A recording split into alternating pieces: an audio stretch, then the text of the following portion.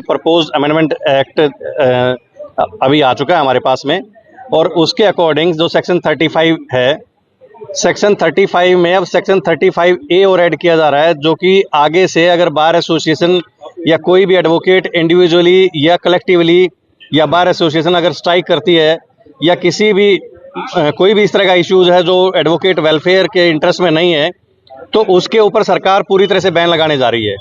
ये जो बैन है ये आर्टिकल 19(1)A का वायलेशन है, इसलिए हम इसका विरोध कर रहे हैं। और कल जैसे रोहिणी कोर्ट में भी इसके यहाँ से स्टार्टिंग हुई और बाद में दूसरी जो बार एसोसिएशन है वहाँ पे भी इस मामले में सब जितने भी हमारे बार काउंसिल और बार एसोसिएशन उन्होंने इसके ऊपर कॉग्निजेंस लिया है।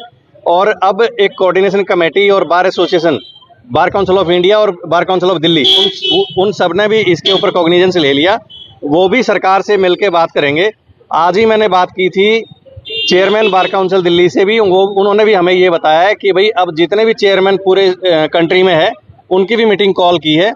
तो हमारा मानना ये है कि ये जो अमेंडमेंट सरकार लेकर के आ रही है ये कॉन्स्टिट्यूशन की अगेंस्ट है और लॉयर्स के अगेंस्ट है, लॉयर्स के वेलफेयर के अगेंस्ट है। कि हम अगर मान लिया कोई करप्शन के खिलाफ अगर आवाज़ भी ना उठा पाएंगे तो फिर बार की जो अहमियत है वो बिल्कुल एक तरह से ख़त्म हो जाएगी। देखो, न्याय मिलने और ना मिलने से इसके ऊपर कोई इसका कोई कनेक्शन नहीं है। ये सीधे कनेक्ट कर रहे हैं एक डिसिप्लिन के नाम पे कि मिसकंडक्ट के नाम पे। मिसकंडक्ट की डेफिनेशन कहीं पे नहीं दी है जो अभी प्रपोज्ड अमेंडमेंट एक्ट लेके आ रहे हैं। तो मिसकंडक्ट पे सपोज अगर किसी की लाउड वॉइस है और कोर्ट में अगर कोई लाउड वॉइस में भी अगर बोल पड़ा और वो जज साहब को ठीक नहीं लगा तो उसको मिसकंडक्ट से कनेक्ट करके कह देंगे कि जी ये लो, आप तो आपका मिसकंडक्ट है, और इसके ऊपर इमीडिएट उसकी कंप्लेंट बना के बार काउंसिल को भेज देंगे। बार काउंसिल इमीडिएट आपका लाइसेंस सस्पेंड कर सकती है।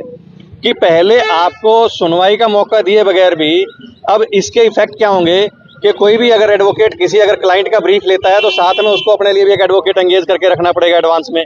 कि अगर मैं कल को मान लिया केस, कोई एडवोकेट किसी को गारंटी नहीं दे सकता केस का फेट क्या होगा, वो कोर्ट को डिसाइड करना है। एडवोकेट का काम है अपने क्लाइंट के लिए केस को रिप्रेजेंट करना। तो रिप्रेजेंट करने का मतलब ये नहीं है कि हम किसी क्लाइंट को गारंटी देते हैं। कल को वो इस बात के ऊपर कंप्लेंट करेगा और बार काउंसिल इमीडिएट अगर आपका लाइसेंस सस्पेंड करेगी तो वो बिल्कुल